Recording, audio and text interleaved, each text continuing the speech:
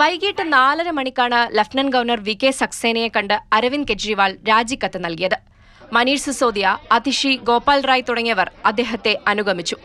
രാവിലെ ചേർന്ന ആം ആദ്മി പാർട്ടി നിയമസഭാ കക്ഷി യോഗത്തിൽ അരവിന്ദ് കെജ്രിവാളാണ് അതിഷിയുടെ പേര് നിർദ്ദേശിച്ചത്. വലിയ ഉത്തരവാദിത്തമാണ് തന്നെ ഏൽപ്പിച്ചതെന്ന് അതിഷി പ്രതികരിച്ചു.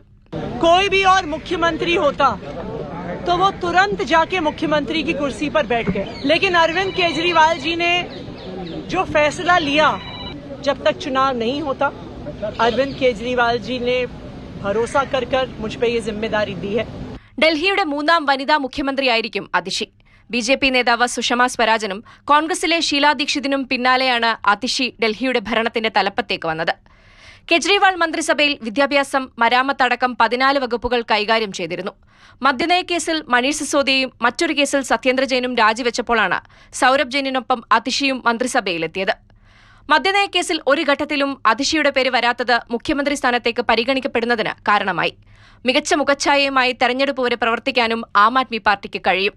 എന്നാൽ ജനപ്രിയ പദ്ധതികൾ മുന്നോട്ട് കൊണ്ടുപോകുന്നതിന് പണം കണ്ടെത്തൽ, നിയമസഭാ തെരഞ്ഞെടുപ്പ് വരെ പാർട്ടിയെയും സർക്കാരിനെയും ഏകോപിപ്പിച്ചു കൊണ്ടുപോകൽ തുടങ്ങിയവ വെല്ലുവിളിയായിരിക്കും.